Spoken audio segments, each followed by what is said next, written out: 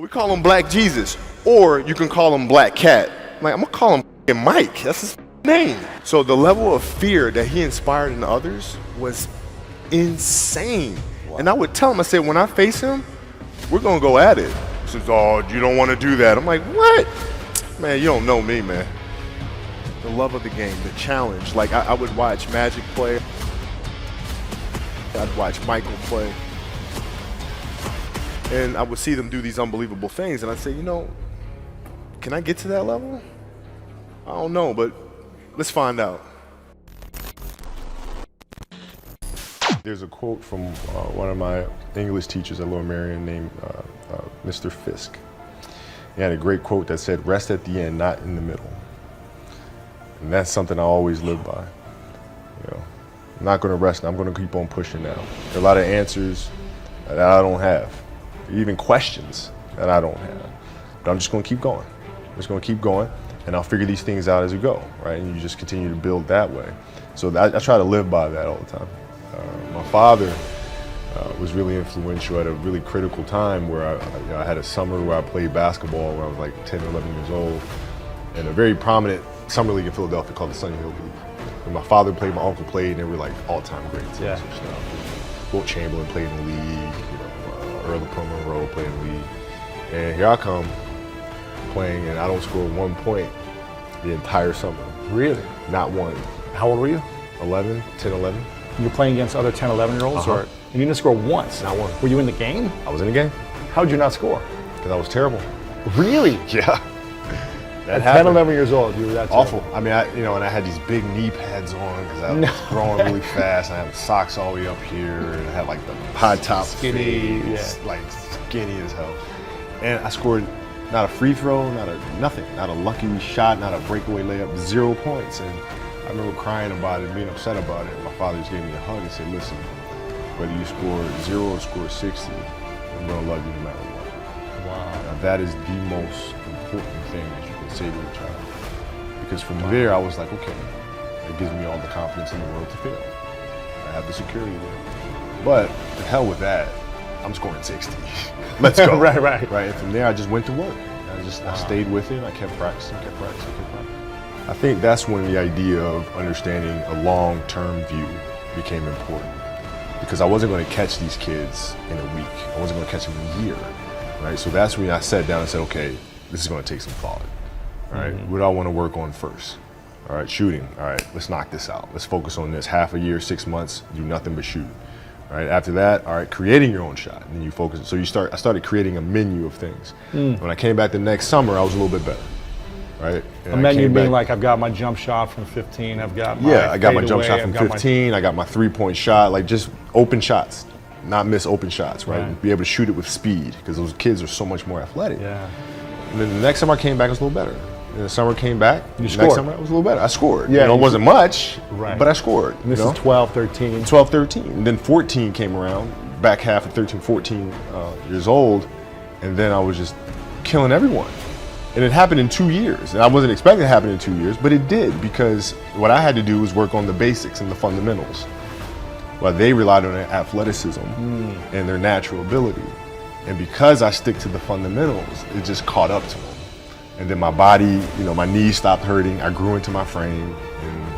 And then your athleticism, once you have the fundamentals, the hard work, the mindset, and you tack on the athleticism, it's game over. Then it was game over. Wow. So from 13, you're good, average still? I was good. And then about the end of my right when I was turning 14, I became the best player in the state.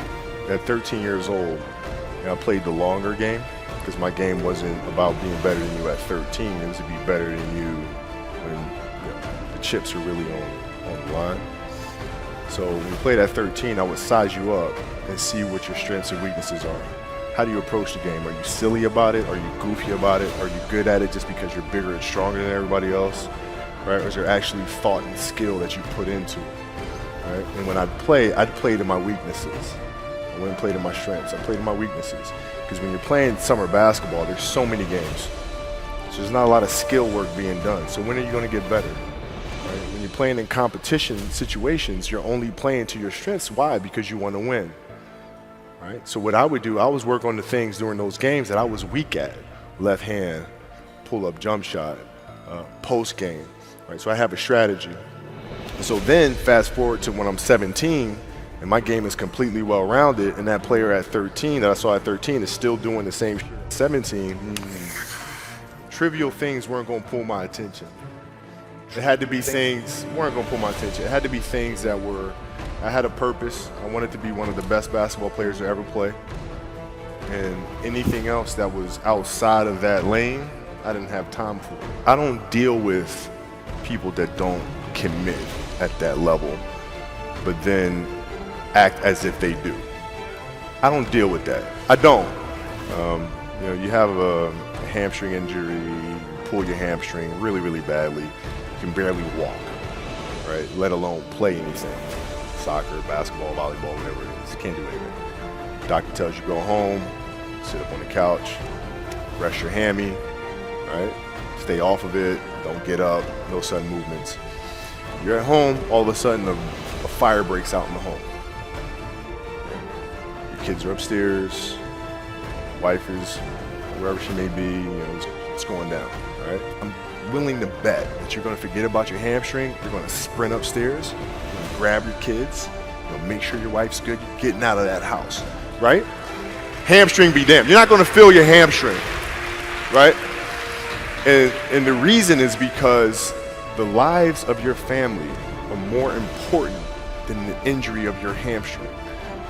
And so when the game is more important than the injury itself, you don't feel that damn injury. Not at that time. Well, what does losing feel like to you? It's exciting. Why is it exciting? Because it means you have different ways to get better. There's certain things that you can figure out that you can take advantage of, right? Certain weaknesses that were exposed that you need to shore up, right? So it was exciting. I mean, it sucks to lose, Right. but at the same time, there are answers there if you just look at them.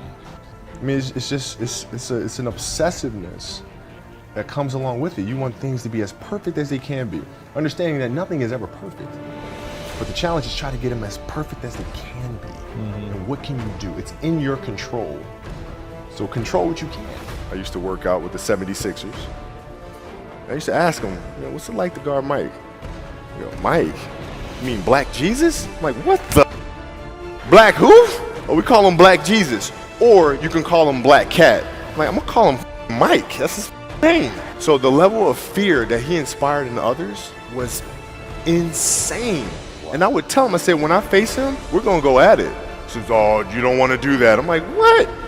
Man, you don't know me, man. And so when we matched up, I think he understood that. And you know, when I was 18, my first year, he got the best of me a bunch of times. I was right there the next play. You're not intimidating me, I'm not going anywhere. And I think he saw that level of respect, because I think he was the same way at 18 years old. And that common bond is what I think where our connection was built. I saw on Instagram that you're up at like 4 a.m. lifting by yourself in the dark. Why still wake up that early and train at this level in your life right now? Well, I mean, there's several factors for that. Like when I first retired, I let myself go a little bit. Really? You got a little, Oh yeah. a little chubby life? It was awesome.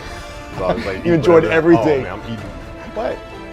In and Might as out, well, man. Bring it to me. Let's go. Steak? Oh, let's go. Right? Milkshakes? Ice Let's do it. cream, yeah, Let's do man. it. And then the challenge was, okay, can I get back in shape? And it's really hard because there's no end goal. There's Not no training game, for there's no season, there's Right. no. So how do you motivate yourself? to How it? do you? How do you? And so for me, it was like, okay, I have to aim for something. So I said, I want to aim for size. I want to aim for bulk. Right. So that's a tangible thing. I'm going to go for that. Right. But then also it's, you know, my children, because like, you know, your kids can't see how hard you work. You go to the office, I come to the studio, they don't really see the effort. Right. So how can we teach our children what it means to work hard? Well, you do it through training, right? So when I get up in the morning, my daughter goes with me. 4 a.m.? 4 a.m. My 15-year-old goes with me. She goes with me before school, and it becomes a daddy-daughter thing. That's cool. She just got a permit, right? So she drives in the morning. It becomes a cool thing, right? But through that process, she understands the value of hard, and things take time. And the same thing with my 12-year-old. She practices every day. And so it's through those behaviors is where I find the motivation. Nobody in his history of coaching had your level of work ethic.